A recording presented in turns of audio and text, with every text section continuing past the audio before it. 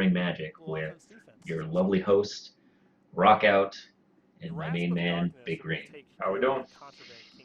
So first we want to start off, we're going to take you guys through the most recent Star City games of deck list, in addition to touching on, hopefully touching each other, touching on our most recent comment on our video series.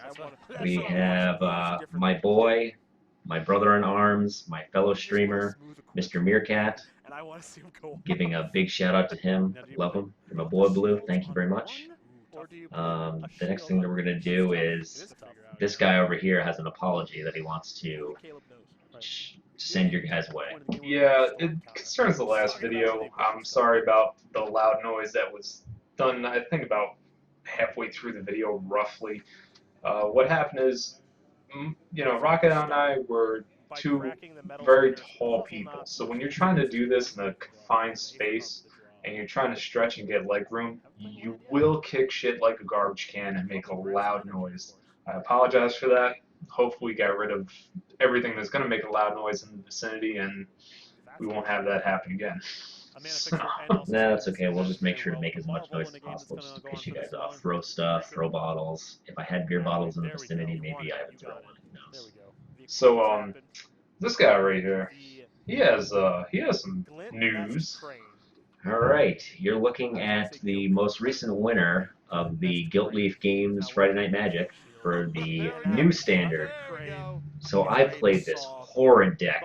I played green-red ramp with basically no Nissa's Pilgrimage, no all the cards that rotated that we touched on 2 episodes ago. If you're curious, go back and watch our first video. So I replaced those cards with a Thought Not Seer, just random cards in my binder. Thought Not Seer, Tireless Tracker, I think it was Dutch Watch Recruiter. All 10 minutes before the tournament started. Before the tournament started. You'll notice the last video we kind of rushed to get out of here because this guy had to get that. So FNM started, so I think I left the video at, it was like 6:50. I got there at 7 o'clock and I was sleeving cards in the first round. First round I played against Blue-White Control, Billy.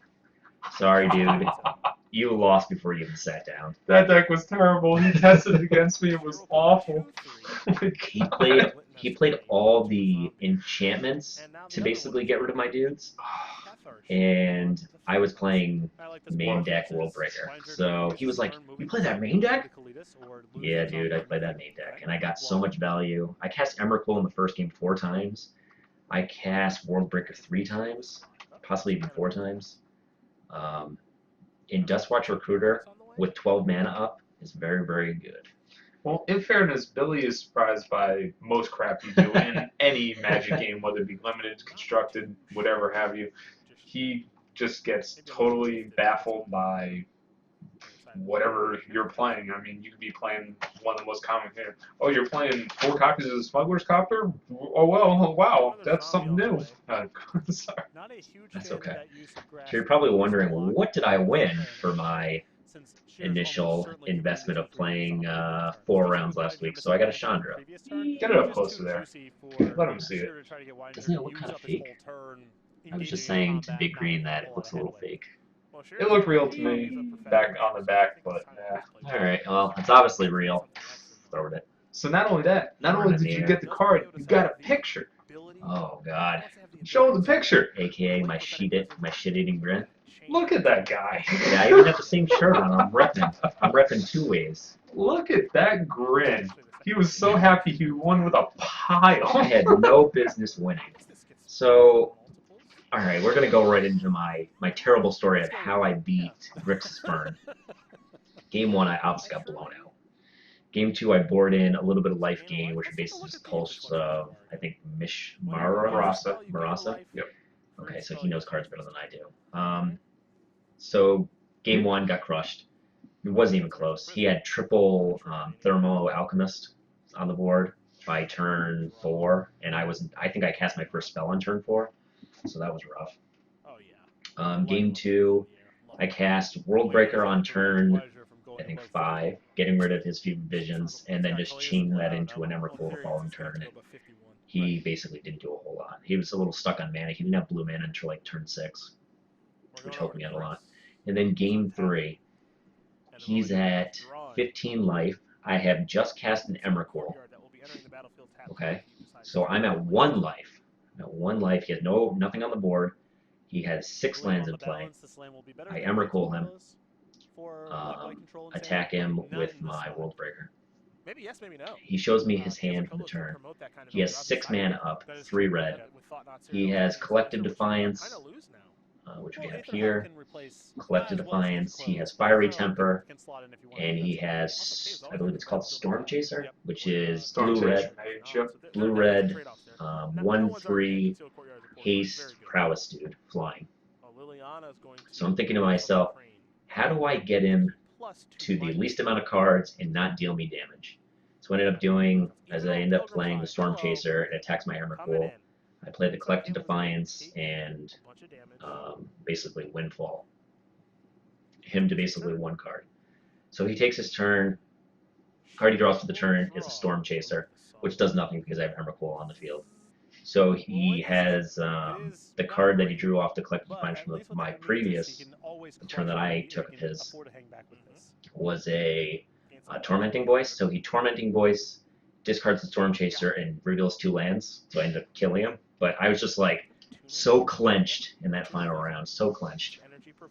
Lucksack. Yeah, Lucksack. Lucksack myself all the way to a lovely, not a Reflector Mage, a Chandra, the card that we talked oh so highly of. Go into my turn with as much mana and as many cards So, as possible. Okay, he won. Alright, he won a Chandra. He's gonna come back in a moment. I'm gonna talk about Kaladesh Limited briefly. I know this isn't a limited video, I but suck at limited. yeah, he does. If you didn't hear that, he really sucks at limited. I enjoy the format so far as limited goes. It has some nifty interactions. I think this time around, though, there's more dead cards in the format as far as cards that are just so mediocre, do very, very little in decks that they go into. The don't know the guy's name, the 4/5 menace, red guy for 5 mana. He's okay. He's good. You know, game finisher when you have the tempo going in your favor. When you don't, though, he's just an okay blocker for 5 mana. I think the blue-green energy decks are just, man, they're so powerful with what they're doing. And we were doing a team draft, and my teammate said, "You will not play Paradoxical Outcome in your blue-green energy deck." Now I had Panharmonicon, Woodweaver's Puzzle Knots, Arborback Stomper. Yeah, he was wrong. That card was an MVP. If you don't know Paradoxical Outcome, it's the 3 colorless, 1 blue, bounce any number of permanents you own back to your hand and draw that many cards. It was fantastic in getting me back to where I had to be in the game. You bounced the Woodweaver's Puzzle Knots, you gained 3 more life and 3 more energy when you recast them. It was a fantastic card. It was great against the removal, combat tricks, everything. You block with your junky creatures, you bounce them back to the hand, replay them the next turn. I had 3 of the Scryfish guys. It was a beautiful thing to play in that deck. And so if you're in a team draft, team event, don't let them tell you that Paradoxical Outcome is not a good card. I'm not saying it's a great card. I'm not saying you're putting it in every deck. But for the couple of things that it did in my deck and what I was doing with it, it was a fantastic card. Blew out games I had no business winning, and that card alone with all the combo pieces gained me 20 to 30 life per game. So I was just telling about my team draft experience. So now Rockout's back. This is really good then. Never mind. Yeah, let's get into this standard thing. All right. So first thing we want to say is, Also, he gets to draw 6 cards. where the fuck did Smuggler's Copter come from? F Seriously? Smuggler's Copter, a perfect 32 in the SCG event. Now, I made this correlation. Anybody who wants to correct me, that's fine. God knows the internet is full of people who love to correct people. Smuggler's Copter was a perfect 32 in the top 8. The last card I believe to do this in a big event was Jason Mind Sculptor, which got shortly banned after. And but here's the thing: this card, it's a control, matchup nightmare, because you can't do anything to this thing except for having specific artifact removal. And Fragmentize, it only targets this card and maybe a handful of other things. It's not, Fragmentize isn't what you want to bring in against this type of deck, because it only really targets this card. And we were wrong. That's the title of episode 3. We were wrong. I said Smuggler's Copter might see play. Oh, it definitely did see play. Tons of play. Literally tons. Everywhere. We both thought the same thing, that vehicles were going to be a non-issue. Turns out that not only is Smuggler's Copter in the top 8, Fleet Wheel Cruiser, Skyship Sovereign. There were actually quite a few. I knew the Fleet Wheel was going to see play because it's just good, just dome you for 5, so I kind of left that by the wayside, but Sky Sovereign, doing a little work. I think that's going to wane, though, as the time goes on. I believe that that's the type of vehicle that... It was a nifty idea. He played it in the deck, but I think going forward, that's the kind of card that's going to be the first cut on the chopping block. Now, Fleet Wheel Cruiser, what this card reminds me of is Skizik. And for anybody who doesn't know, Skizik was an old card in Invasion. It was a red 3 colorless for 5/3 with Trample and Haste. But the thing is, you had to spend an extra red, otherwise it got sacked at the end of the turn. And that card was in a ton of competitive decks. I actually think that was in the Worlds deck that won that year with Plague Spitter and other cards like that. Oh yeah, It's like the first year I played competitive Magic, so it was I don't really know too much about it. It was in the same time frame as Psychotop, so that gives you an idea of how strong these cards were. Flame Tongue Kavu was also in the deck.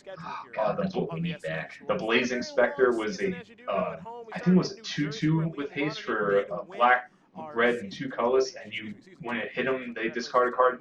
So this harkens back to Skizik, and I really like the idea of the card, and the fact that you can't destroy it otherwise from using instants or some kind of artifact destruction. I probably should have put this card on the list of cards that were going to be played. Smuggler's Copter. Yeah, we said it might see play. It sure as hell did see play. Hope you got your copies early when they were $6. Now they're like 16. Yeah, there might as well be sold out everywhere, so kind of ridiculous. What else do I want to say about this deck other than I even said it earlier in group chat, our Facebook chat that we talked about Magical days. Shit red white, shit vehicles. I think that's what I called it. I called it shit red white. 5 out of the top 8 decks were white red aggro. But we have to remember, every single time there's a rotation, and I just kicked the garbage can again, there I guess. I'll give you an apology next week, don't worry.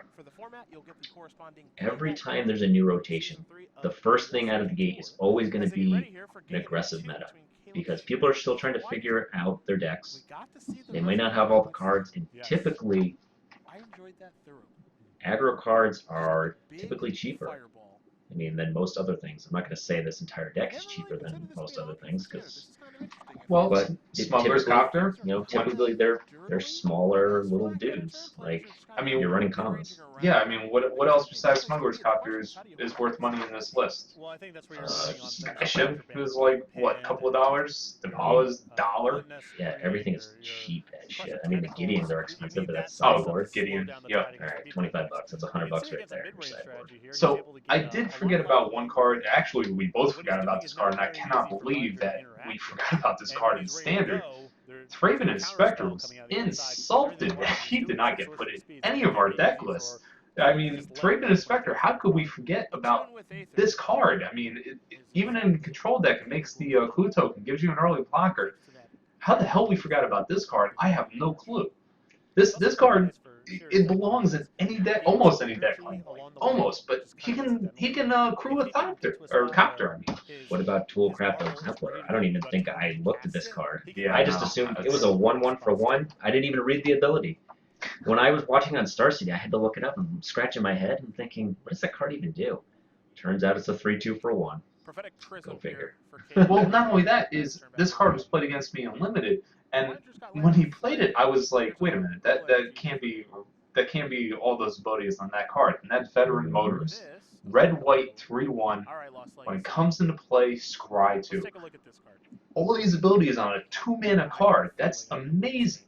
And the fact that Depala is in this deck, you can search it up with Depala. I mean, it has synergies in the deck with Depala, but Veteran Motors alone is a great beat-down card for what it does. And just a scry 2 on a red-white creature, I was blown away when I first saw this card.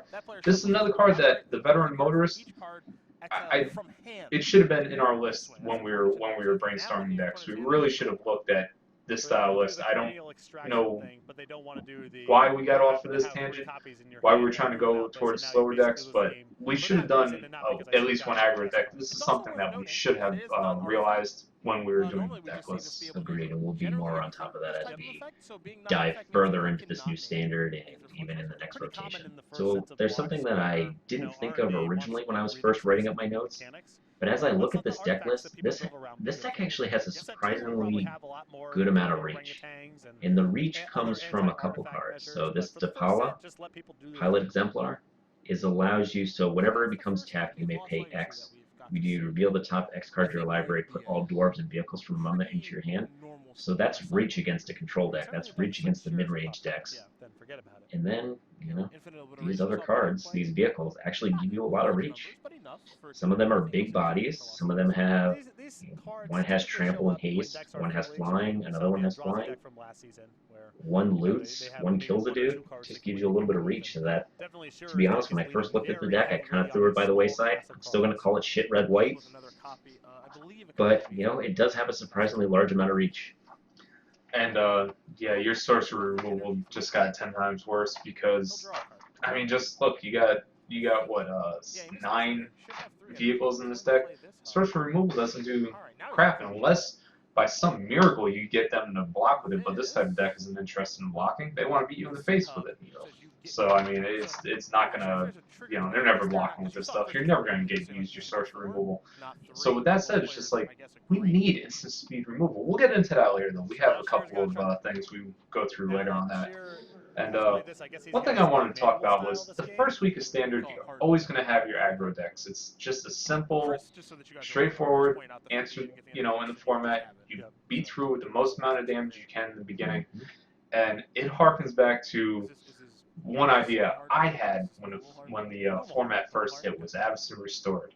You had Silverblade Paladin. Now, for somebody who doesn't know this card, it's 2 white, 1 colorless for a 2/2 with when it pairs with another creature, both creatures gain double strike.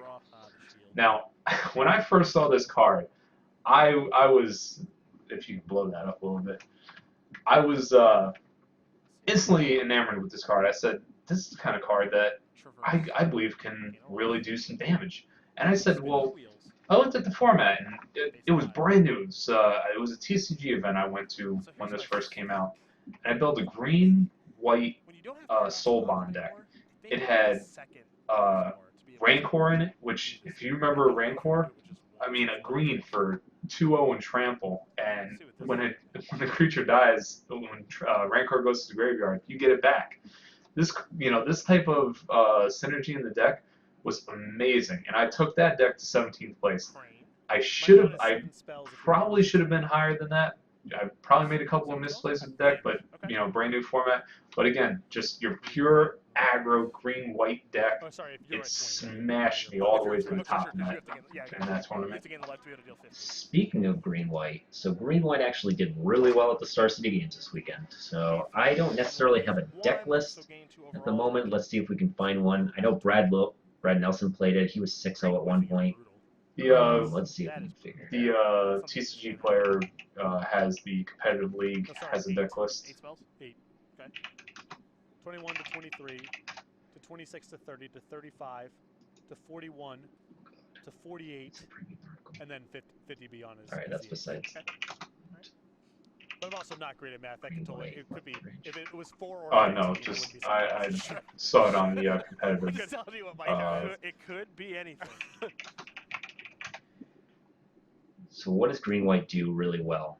It curves out really nicely. It's running Tireless Tracker. It's running Sylvan Advocates, Some realities will be and it's running Murderous Gearhulk.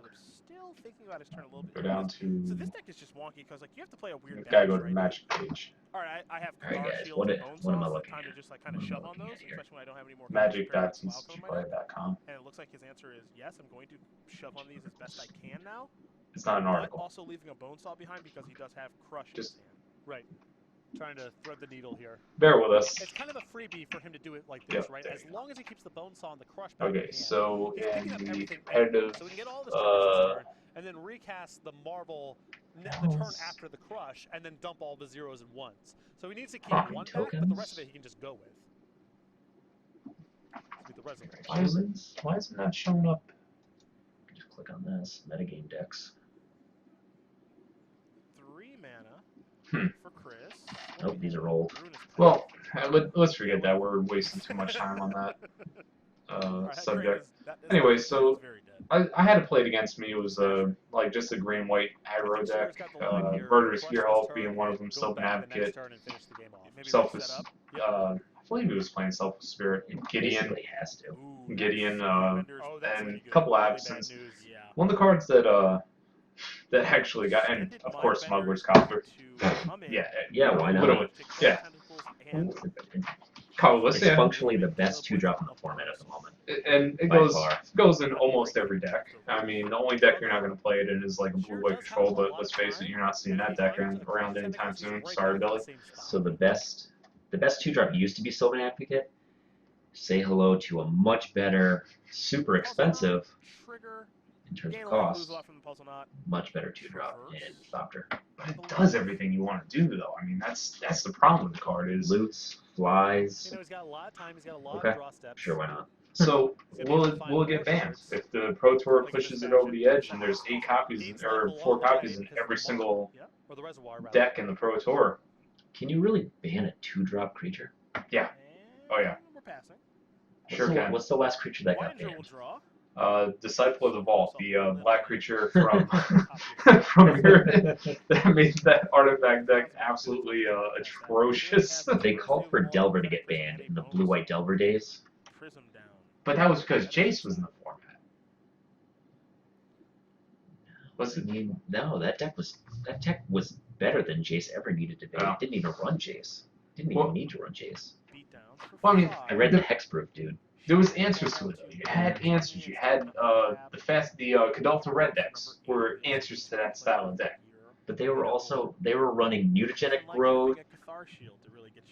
They were running the mental missteps out of the board to combat your galvanic.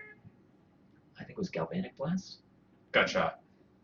Gutshot was one of the. Gutshot was another one of them. Yeah. They were also running mutagenic growth, so that your 1-mana removal was just worthless, and they just went about their day. They played Snapcaster Mage, Mutagenic Growth their guy again to get any more value. Snapcaster Mage. Get out of here! How did Snapcaster Mage never got banned? Fuck that card. Jesus. So, all right, we're diverting a little bit here, but Sorry, so guys. Smuggler's Copter. Okay, we missed the boat on that, or Copter as it were. So looking forward, what do you do against Smuggler's Copter? How do you combat that? Okay, so I'm happy that you mentioned this, Big Green, because I have been thinking about this for a week straight, and I've come up with a little bit of a list of cards that you need to play, or cards that you should probably think about having in your deck if you're going up against something that's running Thopter. So if you think about it, this first page right here, what do we see a lot of? We see a lot of aggro decks. So the way you combat that is you need to have at least 8 ways of interaction with Thopter. So my thought process for these were Harness of Lightning is very good. 1 red instant, it gives you 3 energy, and you can kill it. There's You can artifact. There's a creature. maybe kill one of their other guys and save Sorcery. the energy for the next harness. I'm not positive. Is there an Incendiary Flow is a really land? good card. 1 Okay, and a well, red I've been told deals that 3 the damage, answer and is you basically exile the creature, so impossible that's a for really it to good But one. live. that's only Okay. sorcery.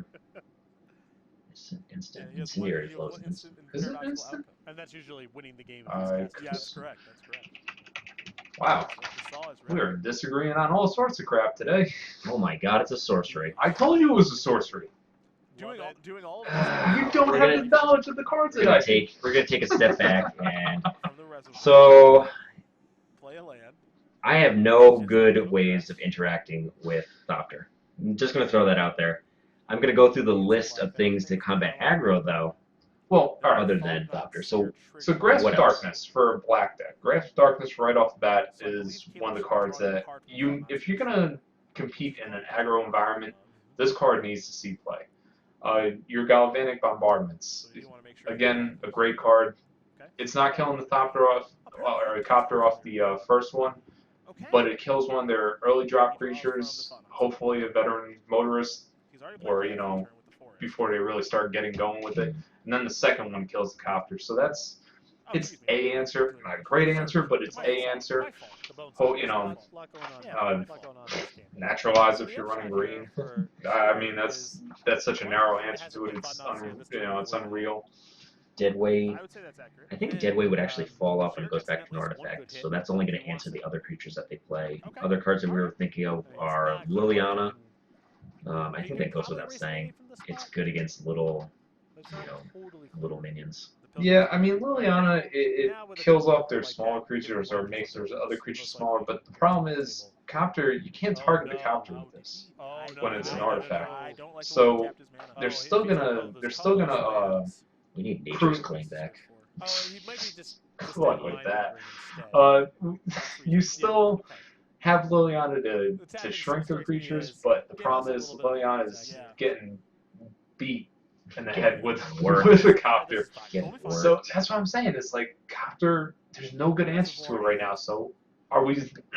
We're gonna see 3 months of Copter unless they ban it.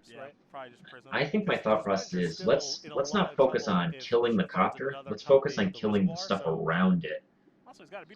I mean, yes, they play a creature, they crew their Copter, great, they got another, draw a discard out of it. But since it's an artifact and you can't use Sorcerer Speed and removal, there's nothing really good that deals consistently 3 damage at instant speed. Let's look at ways of combating the stuff around it. So if you're playing a control deck, maybe you just play main deck Weaver of Lightning. And you play Radiant Flames, you play Kozilek's Return, you play, some combination of what Big Green mentioned, which is Grasp of Darkness, Galvanic Bombardments, maybe some Deadweights, and you just go that route. Maybe you run it main deck. See, now that's a good point because Weaver of Lightning and Kozilek's Return, that's a good 2-for-1 right there. Because you play the Kozilek's Return, use the Weaver of Lightning, deal 1 damage to the Copter, the other 2 takes care of it, and then kills a lot of their board in the process. So, yeah, I mean, that little combo could do it. The 1/4 Weaver of Lightning, as long as they don't have a pump, could block the Copter, but again, this type of deck, you got the Poly, you got the Veteran Motors, both which pump the damn Copter, so that's... it's still such a aggravating card to go against, and that's the problem. Agreed. But there is one nice thing about if you did run main deck Weaver of Lightning is that it has reach. It's a 1/4, has reach. Maybe it's blocking with Doctor, probably not very often, but hey, it gives you some options. And it does block most crap in the format. It's not the best answer, especially against like green-black Delirium. There's crap is just way too big for that thing to be blocked. So good spot is for the sideboard on that card. But Weaver of Lightning, I would definitely, if you're playing red and have access to instants, I would certainly put that card in, especially like a blue-red spells deck. Oh yeah, that's actually a good point. Might as well run a main deck. Get some out of you. Compelling the turns. I don't care any instant to start blowing the crap up. They crew their Copter, bounce their Copter before they attack. This way they'd have to replay it, slow them down, start killing them with the Fevered Visions.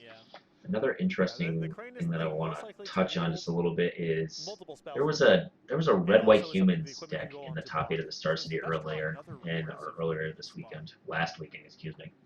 I think so.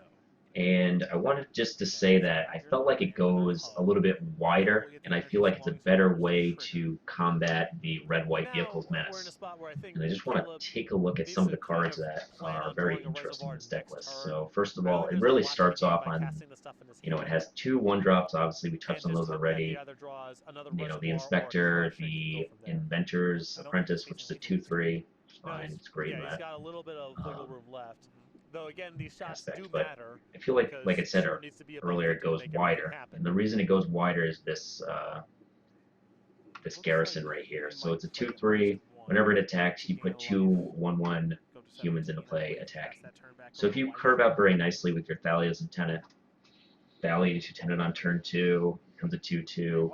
If you play the garrison and attack, it's gonna pump your lieutenant. I feel like this deck list is a better way. It's just a better version of vehicles.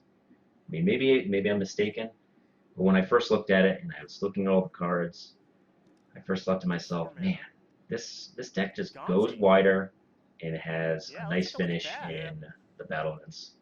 You're probably wondering why I'm not saying that word in front of battlements, because I'm going to butcher it.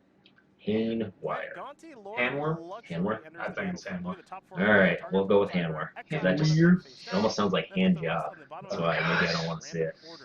Hanwire battlements? So what's another way to combat crew? Has anybody talked about Thalia recently? No. This card seems great. Yeah, no, it's a good slowdown for your opponent's deck, no doubt about it. Especially when you're running an aggro white-red humans deck anyway. So yeah, but again, it dies relatively easy to a lot of stuff. Yeah. But maybe it's just straight up better than Pia Noir. I mean, It's possible. whenever you can kismet some of their stuff. It doesn't kismet everything, It allows you but to get in that extra point of damage. Your Thopters come into play untapped, where theirs do.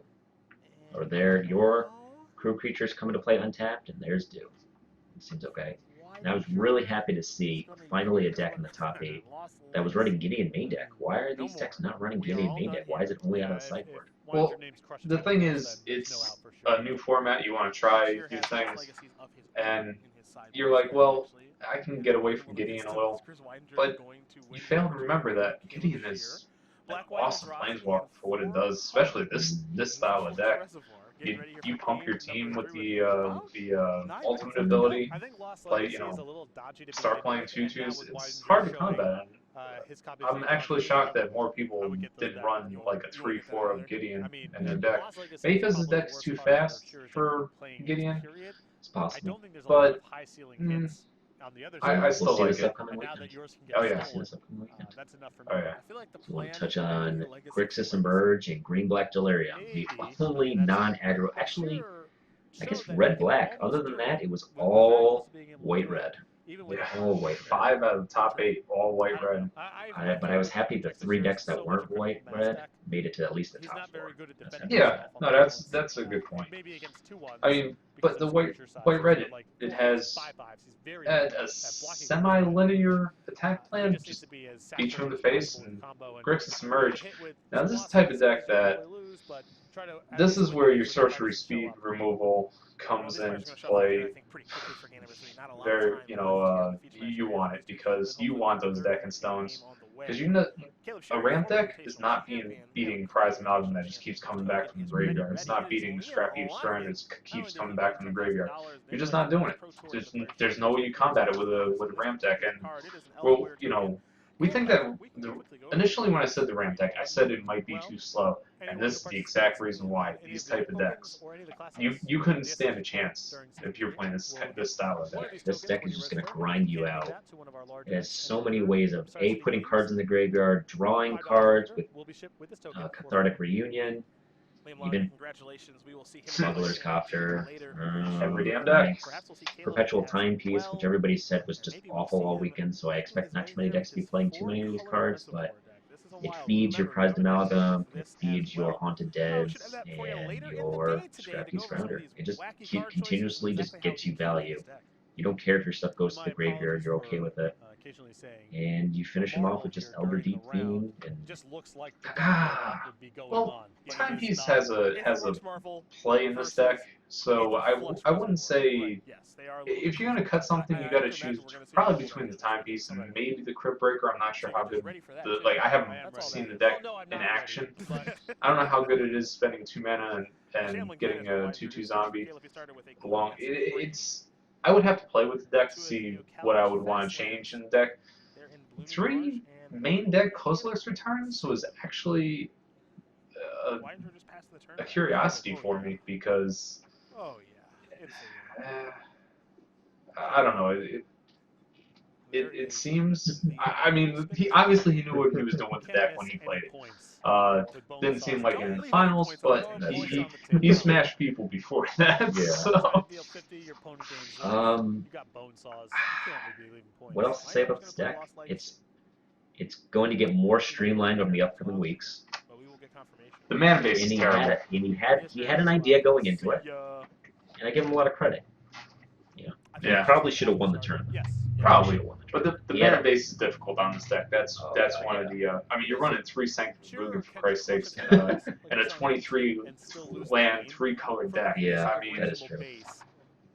that's one of my biggest criticisms about this deck was I believe I watched a little bit of it. I believe he lost to his mana base, and maybe if he shores that up, maybe this becomes a better deck. And I also don't understand why they don't put Collector Brutality in the main deck. Why are they running it sideboard? It's too slow. You play it on turn 2. I like it almost more than Perpetual Timepiece. But It allows you to do stuff. Feeds the deck though. It does, It but so does feeds what the almost deck every is other doing. card. I It's just don't know. strange. Just putting cards in your graveyard and doing nothing. Late game.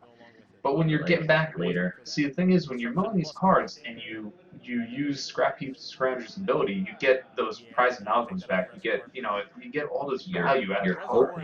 hoping you hit prize amalgam. Yeah, you're hoping, but I mean, either way, you're hoping on a lot of games on some of this junk I too. guess that's But true.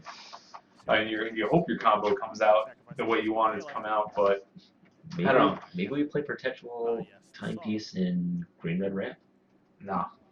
Too slow. What are you gonna? You're already too slow in a too slow deck going against aggro decks. What are you gonna do with Perpetual Timepiece? Oh, I'm gonna put my Kozilek Return to the graveyard. That's what I'm gonna do. You're gonna be casting that anyway. I cast that just for value, so I can put it in the graveyard. So when I go to cast the emerged creatures, it comes back. All right, My we're gonna voice change. confused We're as gonna hell, change it up a little bit. This is. If there were any ramp decks in the top 8, this is as close as it gets, I think, right here. This deck right here. It runs a lot of the similar cards that were in the most recent Fucking Smuggler's Copter.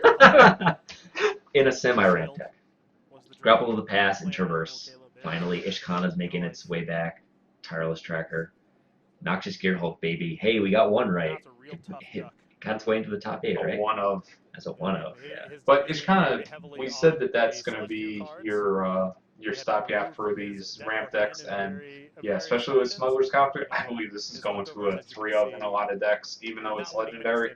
Ishkana is just gas right now. Yeah, especially if you're going against Red White. Yeah, when you have Delirium, you're going to want this style of card because it really is going against all the especially all the aggro, and then the Smuggler's Copter. You got 32 freaking copies of Smuggler's Copter. You're gonna want Ishkana against those kind of things. Also, I don't see it in this list. I ran it in my list. Now, granted, he ran some crappy ramp deck and actually got there. Wait, I played. Wait, what? Oh, yeah. How does that feel? Anyway. Assault, baby. Oh, yeah. Anyway. Assault. So I ran the actual Tamir list Tamir Emerge list that we put up on our deck list. I actually copied that deck list and brought it with me to a standard event or at Gilead Games, and I did terrible. Get wrecked, bro. And I had all these cards. Every single card you except Torrential Gear Hulk. No, you weren't finding that on my list. Traverse the Uva Wall. I went out of my way to get another Traverse the Uva Wall to play in this deck. I got destroyed by green white aggro. I got destroyed by Naya Planeswalkers, which was a curiosity for me because it had Gideon, it had Nahiri. Now here's the funny part is, Nahiri, he got that thing to ultimate. What did he go get out of his deck? Not an Emrakul. Combustible Gear Hulk. Really, Combustible Gear Hulk, yeah. Saw play against me. I'm not saying it's the right play. I'd much rather have an Emrakul, I think. But Just a one of Emrakul, at least. But it did work. Because I let him mill the first time on the ability. He dealt 3 damage to me. I let him do it another time. He dealt 6 damage to me. I'm like, oh crap. You know, it's like it was good. It was a good control deck. And then to top it all off, what he ran out of the sideboard, I believe it was sideboard. It could have been main board. Sigarda, the Heron's Grace. So he's yeah. So check this out. He's got Sigarda, and he plays this thing down. Now all of his humans and himself have Hexproof, so I can't ever go anymore. And the other ability, exile a card and put a 1/1 White Human Soldier token in play. Yeah, it's pretty good when you got a Gideon Emblem. And it's exile any damn card for 2 mana. So even though I had Kozilek's Return in my hand, Holy shit, it says a card. a card, not a creature, a card, any freaking card in your graveyard. Yes. I Kozilek's Return, went to my turn, didn't matter. End of his turn, he plays down 4 more tokens. So I'm sitting there, I got this big grand, and I'm like, I have Elder Deep Fiend. Slam Elder Deep Fiend. Selfless Spirit. And I try to blow up his board. He goes, you forget I have this Gideon Emblem. Sigarda survives. His Gear Hulk survives. Oh, no. Yeah, I'm like, oh, well. So I'm like, okay. Fuck me. Okay, you know, that was bad enough. Smashes me with the Angel again. I'm down to like whatever 2 life. And I'm like, alright, so try. I forget what I did after that. I did virtually nothing after that. I'm just like, yeah, it was terrible. It was absolutely terrible to play against that card in Team Mirror deck, and I'm never gonna run that deck again. Not recently anyway. These different places, and it's been a really cool experience. Oh my god, something has been playing the entire time. What? The Star City games, oh, that makes things really awkward. So we were playing the recap of the Star City Games weekend. Thank you for letting us know, Lynn. For the last... Okay. We've been on for about 40 minutes. Hopefully it hasn't been that long. Oops. So we just wrecked the whole video? We might have. Oh, crap. We're going to have to go back and watch it. Let's just continue. Okay. I guess I should have put my headset on. Don't worry about it. So, God. we're talking about Green-Black Delirium. Ishkana is another card that you want to be, if you want to use if your meta is more aggro-esque. And let us know what you think about this deck list in general. It still has the man land. It has a late game. It has a good early game. It has a great late game with Grapple of the Past. This is a deck that I can definitely see myself throwing together and trying. Yeah, it has the control elements to it. I'm not sure how good it will be against the aggro decks. I mean, you do have the 3 grasp. I mean, I guess you have enough to stem the early game and get to the late game on this deck. I don't know. It really depends on how your matchup flushes out. You also have 4 Gnarlwood Dryads, which block up the ground. You might get beat down in the air a little bit, but hopefully Ishkanas and some type of grass are able to get you there. So, what didn't we see? What card did we think we were going to see and did not see at all? I kind of knew this card wasn't going to see all that much play. It's overhyped, and that's why I'm going to sell it. me to sell this lovely devil? It saw sideboard play in one of the decks, and that was pretty much it. It needs to be Chandra. Oh shit! Oh, it just hit the ground. Oh, I just lost like $10 extra on that card. It's okay. It's still worth at least what, 40, 50. Who cares? So Chandra needs a slower format. She doesn't necessarily protect herself all that well. Maybe combined with Liliana, she'll be able to protect herself a little bit better. But she needs the format to slow down just a little bit. And I am going to pick up my Chandra because I don't want it to lose any more value. So, yeah, Chandra just didn't see play this weekend. It was all aggro. Maybe because people didn't have their 3-4 Chandras that they wanted or needed for their deck.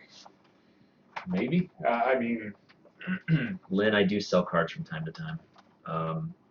The format just needs to slow down a little bit for Chandra to really make an impact. That's my synopsis. So, in a nutshell.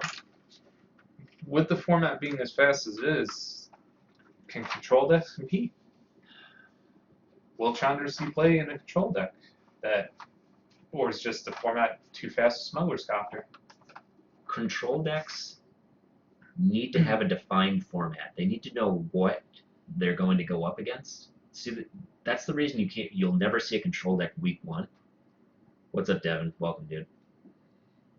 You have to know, and I just mentioned this, you have to know the format. If it's always going to be red-white every single time, you have to change up your control mentality. You're not going to be playing cards like Fumigate. You have to play cards like Galvanic Bombardment, or Radiant Flames, or Liliana. You have to shift your mana curve and design your deck to beat what's in the format. So once the format's more fleshed out, you'll start to see control decks because Noxious Gearhulk is just too good. Yeah, It's just too good. well, in initial testing I did put together the blue-black Gearhulk deck. I believe I had 3 in the original list. It may have been a 4, but I cut it down to 3. There was one card in there that I had was Ever After. It seemed like a win more kind of card, so I said, well, I'm going to look for an instant to put it in its place. I came across a nifty little card from Zendikar, and it's an instant. It's probably one of the better instants you could flash back with Torrential Gearhulk. Grip of Desolation. For anybody who doesn't know what this card does, I tried to get this card to work in a green-black deck with the Gitrog monster. So it's 2 black, 4 colorless, instant, devoid, so it's an actual colorless spell. Exile target creature and land. Now, it's great against man lands, things of that nature. It's great. If they play an Avacyn, it doesn't matter because it exiles the card. It doesn't try to destroy. When you're flashing it back with Torrential Gearhulk, I mean that may be just a win more, but it's a terrific card that I've been brainstorming with for a while, and I would love to see if it actually saw play in this style of deck. I could definitely see it as a one Torrential Gearhulk, maybe even a control deck. There's a lot of mainlands still running around, a la Hissing Quagmire, a la Red White Land. Needle Spires. There's going to be a lot of those running around. I don't know. It's Needle Spires. It's all right. It's a good attacker when the board is clear, but other than that, it's a land that comes into play tapped in an aggro deck. Screw you. I'll take a freaking mountain or a plains. No, you won't. You'll still play this card. Yeah, you're right. It gives you reach in an aggro deck. That's why decks back in what format was that? Where Mutavault was legal. That was in the Pack Rat decks. Oh, the mono black devotion decks days. That was mono red was also a deck. Mono red aggro. It ran Mutavaults just because it needed to trigger Battalion. I forgot all about that deck. Yeah, the Battalion guy just to make it that your dude can't block. So you play Pack Rat on turn 2, you're getting beat down by a Battalion trigger where you can't block. You're like, get wrecked. Mainly because I played mono black devotion deck to death. As soon as I saw that deck, And the funny part is, I actually was playing in a CLGP in New Jersey, and my round 8 opponent was Owen Turnwald. Yeah, and so automatically and I was psyched because my deck was really good. I took him to game 3, and he had a kill spell which allowed his Avatar of the Resolute to get trample damage through, and that really made the difference in the game because I had the white guy that tapped creatures down. I forget the name of him at that point, but I also thanked him because I said your deck list is basically what I've been playing, and I mean I love the deck, and well I don't know if he actually came up with it or if, it was a brainstorm effort of the team or whatever, but that deck was amazing. Now the only deck I consistently lost to was Blue Devotion, and it should not have lost that consistently to Blue Devotion, and it's mainly our friend Shiragi. Yeah. All right, that's fair. He's a good player. Kiss it. So There's your one shout out, Shiragi. he kept the problem with our matchups was he kept on getting my Night Veil Spectre with his Night Veil Spectre, and that was just brutal. It really was. I mean, it seemed like every freaking game he did it, But still, Mono Black Devotion I loved playing that deck in Standard. So what do we think switching gears a little bit, what do we think the Pro Tour decks are going to look like? Well, It's coming up pretty soon. I'm gonna say safely, you're gonna see a lot of Smuggler's Copters. I expect there to be 32 out of 32.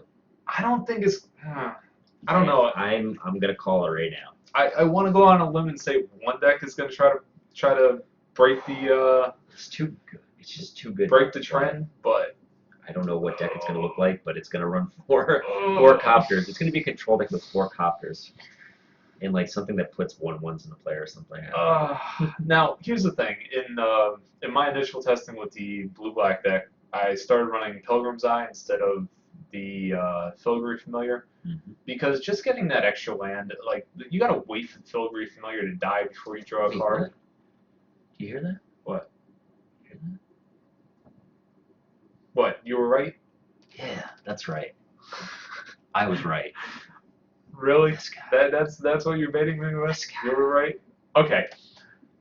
I went out on a limb and said Filigree Familiar was going to be good.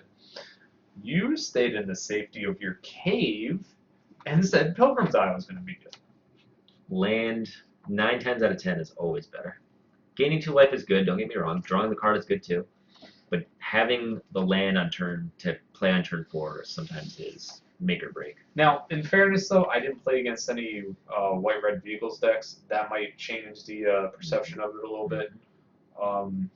But Pilgrim's Eye can block that copter, and Filigree Familiar just can't. That's And true. That's a good point, actually. Filigree Familiar just, unless it dies, you don't get the additional advantage. That's a really good point. I switched it out. I like how it ran a little bit better. I still want to do a lot of testing with it before I make a definitive choice on it, because against Adam's Teamer Warlord Virtuoso deck, I lost badly because I just couldn't deal with all the Thopters that he was making with that deck. So, I mean, that was without a sideboard too, so we have to see more play testing, see how it goes. The Pro Tour though, yeah, I want to say Smuggler's Copter, if it sees another 32 out of 32, I don't know if Wizards can let that go. I mean, control decks will just not be able to be played. You're gonna be in a green, white, red aggro world till the next set comes out, and that's a terrible thing. God, I hope not. With no blue, no black interaction, unless it's a small splash for Bant on a green-white deck, and that's the only splash you're having. That's terrible. That's an awful format. If I trust that anybody's going to break the format of the red or white grip hold that we have after the first week, it's going to be LSV and his guys over at Channel Fireball. Well, LSV isn't going to the Pro Tour. He's not going to the Pro Tour, but he's working on it. He's brainstorming ideas. He's playing Legacy Cube, and he's like, man, I just gotta play this deck X. I don't know what it's gonna be. I thought green white was gonna be a good matchup for red-white. Apparently, everybody has told me that red-white has an amazing matchup against green-white. So, Well, I can see this. thank you. This Grixis merge deck, if it takes a foothold and sees play, especially because you know in testing, you're going to test against white-red vehicles. If it's literally the best tech in the format, you're going to want to test against that. That's true. Hands down. There's no way you're not going to test against that. So, That's a good point. so any other predictions on the decks for the Pro Tour? I want to see a lot of main deck galvanic bombardments. I want to see more. I want to see more Ishkanas. So if I'm going down that pathway, if I want to see galvanic bombardments and Ishkanas, then that means I'm really thinking red-green. Not a ramp deck, but a red. Can we do red-green mid-range? You could. know what? I'm gonna brainstorm that. I'm gonna brainstorm that, and I'm gonna work on it for next week. Are you going to put in 4 smugglers counters? Well, yeah, we're probably gonna have to play 4 smugglers copters. I'm gonna have to shell out the $80 just to shut my own mouth about that card. I saw it at $6. It was one of the more expensive cards in the set before it came out. I'm just scratching my head. I'm like, vehicles. There's no way. There's just like no way. Well, apparently they played with the card and was like, this card's just good. Straight gas. The question is, how did these guys get 4 copies like day of? Oh, crazy. they just bought them. Because you have in these events, you have tons of vendors that just, I mean, they're literally opening 100, 200 booster boxes of these cards just to get the cards to sell. I can guarantee you there was tons floating around that. There had to have been enough of them because they were in every deck, everywhere. I mean, that's the thing. It's like some vendors just $18 rare. Yeah, some vendors just. I mean, I was watching them in one tournament. They were literally behind the display setup. There was just 3 guys just ripping open boxes. I mean, like stacks of cards, piles high. You know, just of commons and uncommons, and they were just pitching all the rares, and they were just selling them. And I guess you get good enough value when you pay low enough for the boxes and then open them. And not only that, the day of the tournament, people are paying a premium price for all these cards. They were probably paying 20 day of. Probably. Oh yeah. Yeah. So just like, just give it to me. Yeah. I need it. Exactly. And it's like, and that's the thing. Fix. Well, that's the thing. You if you need the card, you're gonna pay the price. It's just like any convenience store. You know the store. You know whatever store is closed, you need to go driving 30 miles away to get something. The convenience store is open. It's right there. That's what you pay for. You pay for the convenience, and I guarantee you some of them fell into that. All right, what are you playing tonight? I'm not playing junk. Okay. I'm playing other games. I'm not sure if I'm going to get a chance to play tonight, but I'm going to try to, and I'm going to brew up a red-green list for you guys next week. So, story time. Well, Story time. We got an interesting, well, not exactly story time. It falls under story time, but if you build that red-green deck, we'll test it against the blue-black deck. We'll see how it goes. We'll do a little battling, and we'll let you know what happened. We'll see. You know, we'll also test against white-red vehicles. So either one of us will just build that, and we'll see if either of our deck ideas have an actual hold, or we just get smashed by it and we gotta go back to the drawing board. And then we just start playing it ourselves. Exactly. So last week we talked about investing, and I said for your everyday Magic player, you're going to invest in certain cards that you think are going to be worth money. Whether you're right or wrong is another case, I guess. Sometimes you get it right. Sometimes you get it really wrong. And so I'm going to start off with one of mine. Most recent was out of Khans Tarkir. I saw Savage Knuckleblade, and I said, man, that card is going to see play. So, for those that don't know, Savage Knuckleblade, green, red, blue for 4/4 with a whole host of abilities. One is return to his hand for blue and 2 colorless. Green, pump it, give it 2/2, and red gives it haste. So I saw this card and I said, man, this thing is going to see play. It's too much power and too many abilities on one card not to see play. There was no deck for it. There was absolutely no deck for this damn thing, and it just got outclassed by Siege Rhino. Because Siege Rhino, Siege Rhino just slammed on the board and said, "I block you easily unless you pump," and it's like, it didn't matter returning because you usually didn't have the mana kept up to return this creature to your hand. I paid, I want to say $5 a piece for this card, and it was terrible. I think it's whatever 30 cents now for this damn card. Yep. I said, this is the deck I'm gonna. This is the kind of card I want to build the deck around. Never saw play, and I was like, that was one of the last cards that I bought, pre-sale. That I said, yeah, I'm gonna spend money on this card now because I think it's gonna see a lot of play. It never, like, it saw such fringe play in some decks that it was insulting actually to this card. But Siege Rhino just said, I'm bigger, I do better things. Abzan was nuts, and I wonder what Wizards was thinking when they printed all the 3-drop 4/4s and then said, hey, let's print it in format with Siege Rhino. And basically, none of those really saw much play other than the 3-drop Abzan one, whose name that I can't exactly. Oh, Jesus Wasn't Christ. Anafenza. Anafenza the foremost. Okay, Anafenza the foremost. Good memory over here. Yep, and that was another spectacular card that I should have realized at the time was going to see play because it adds counters to your creatures and just a better creature overall. Well, you also had to look at that style of deck too because you had Corsair Crewfix, you had Sylvan Carotid. Yep. You had Thoughtseize for a little while. I mean, just the amount of stuff, and that's why Team never saw play because it just didn't have the collection of cards that Abzan had. Abzan had insane collection of cards. So did Jeskai. Jeskai splashed black for freaking Thoughtseize, and it's like it was an easy splash. So Teamer never saw his day. What's up, TV server man? How are you, man? Welcome back.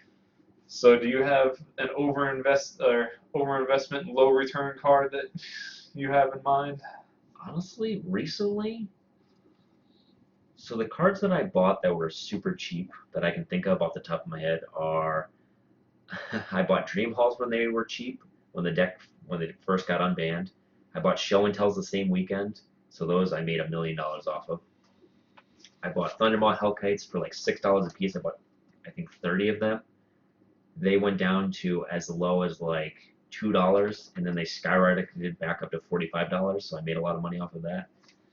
I just recently bought, oh god, the one black 1313. Oh, the Death Shadow. I bought Death Shadows when they first came out because my first thought was, this card's going to see so much play.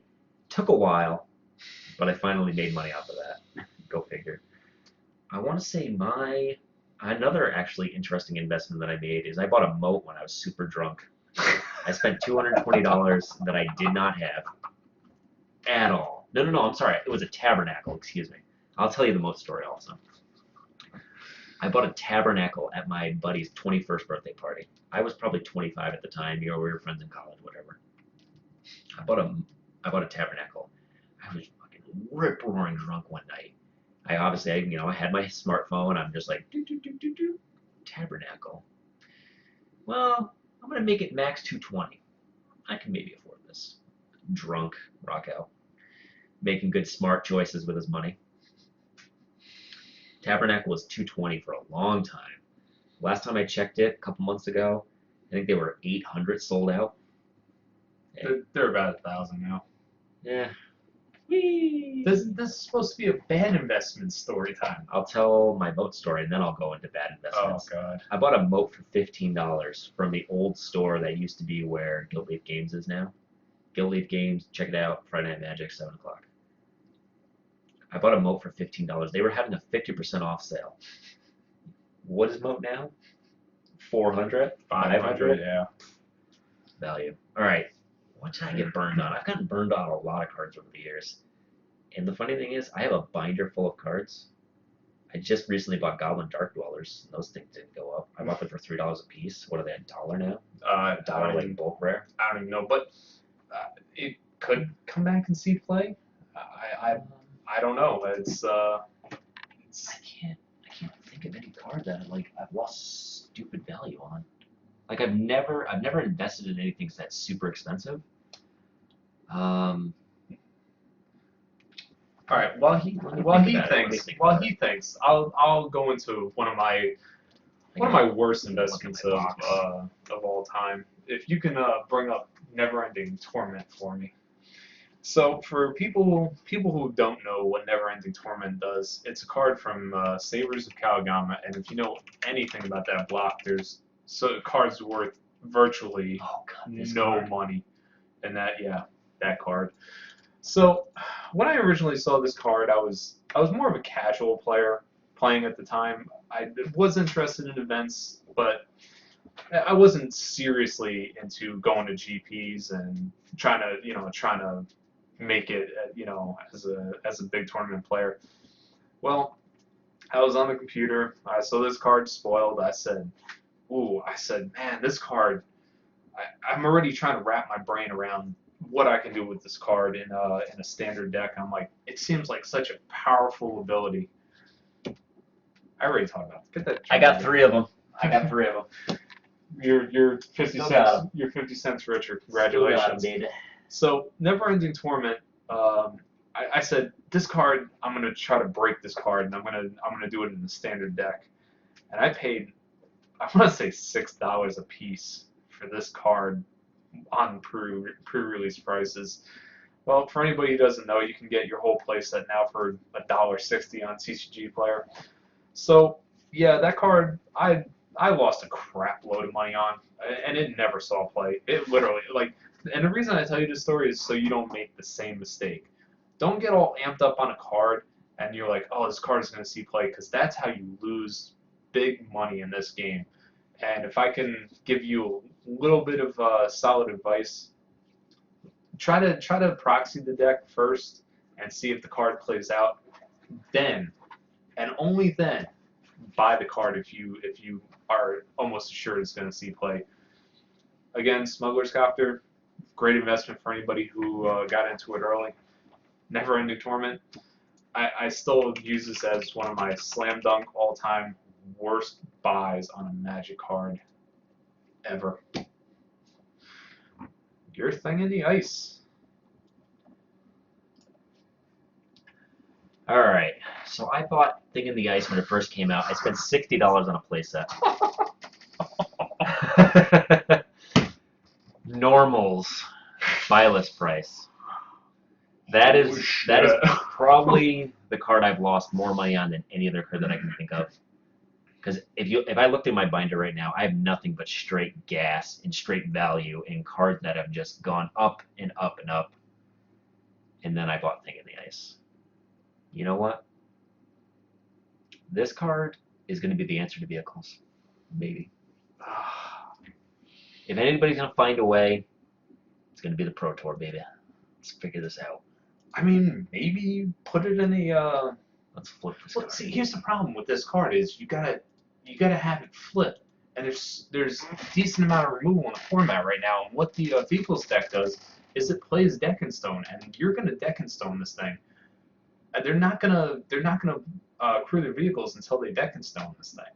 You know, it's close to flipping. Is Dispel in the format? No. Dispel's in the Oh, format, that's yeah. a sorcery. Yep. Yeah, so you'd have to have Negate to Yeah, even that's not really good enough. or a Revolutionary Rebuff, but they have more than enough mana at that point if they got vehicles out. So This is a 2-drop, so maybe you're playing Revolutionary Rebuff, Galvanic Bombardment. Nah, I don't know. God, I hope I don't lose money on this card. This card just spoke to me in a way that not too many cards do. It just spoke to me.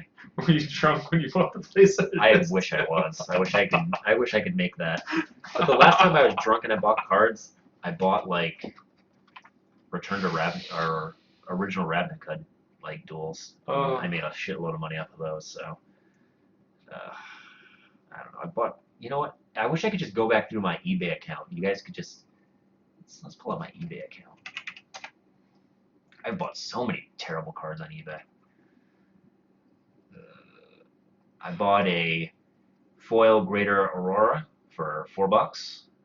I bought Platinum That's not Imperiums, 2 terrible. of them. They were French for $15. I bought Second Harvest for $1. This card's never gonna see any play, ever. What does this card even do? It I don't even know what doubles. it does. It doubles counters and tokens. I have no idea what that does. Alright, so I just lost $1 on that card. Kozilek's Return, or Kozilek's the Great Distortioner, $7 for 2 of them. That's not bad. that's pretty good. Like I that's thought that card was good. that's the kind of card that you're not going to be upset about putting in your collection because it will, if it doesn't see play now, it rotates out of standard. And Eventually, EDH is going to pick this card up, and that's where all the Eldrazi went back up in price, was because of EDH and well, some saw modern play, but that's where all of them went back up, was because of EDH. That's why I said, if you're going to invest in cards, invest in things that you think EDH will be EDH playable in the Agreed. future, and foil versions of it, because people normally don't look for the regular versions, they look for the foil versions, which, you know, I think Doubling Season was one of those prime examples of a card that sees EDH play. Price easily $30. Yeah, that's an insane foil, you know, and it's like, and that's the thing, is people go grab the foil versions, Yep. so now the only thing that's left is the regular versions, or, you know, people don't want to pay that much money for a full version, they buy the regular version, and that jacks that price up. Mm-hmm. So, well, thank you guys. That's freaking I hate it fantastic. so much. Fantastic. $12, beta. $12 a piece. Oh, it makes my. I don't lose money very often. Actually, I lose money all the time, but I usually make more money than I lose. Makes my Savage Knuckleblade look like a solid investment. Eh. Oh my god. Thankfully, we keep winning cards like Chandra somehow. Ugh. By some miracle of God, we make up by winning cards playing Friday Night Magic or God, Thing in the Ice. I remember that one. Well, I believe that brings us to a close on this episode. Certainly hope you enjoyed it. Again, if you like our videos, just hit that like button. Share with a couple people. I'd love to see more views on these videos. Something we can do better? Let us know. I want to get better at this. I don't want to just keep speaking to a camera and have people go, "Oh, you guys suck." You know what I'm really happy about? We've gotten 50 views, at least, on the last 2 videos. Not bad. Not bad for starting out podcasts. Yeah, it's relatively good. I mean, I'm happy with the small successes for right now. Talk to us, guys. You know, we're gonna get to the point where we have a set schedule, and you guys can join us on here. You can talk to us through Twitch chat, which my girlfriend has been doing for the last, I don't know, half hour. And you guys can sit. Heck, if you don't even like a comment of ours, we'll change it immediately. well, some. I mean, some of my ideas I'd like to stand pat on. If you have a different idea, hey, you're more than welcome to it. That's what's the great thing about ideas. You have a different idea. That's what sparks conversation, gets the whole ball rolling. If everybody agreed with each other, this would be a boring place. A boring world. Exactly. All right, guys. So- I guess that's pretty much it. So I appreciate you guys being here. Much love. And we'll see you soon. Take care, guys. Rockin' out. Big Green out.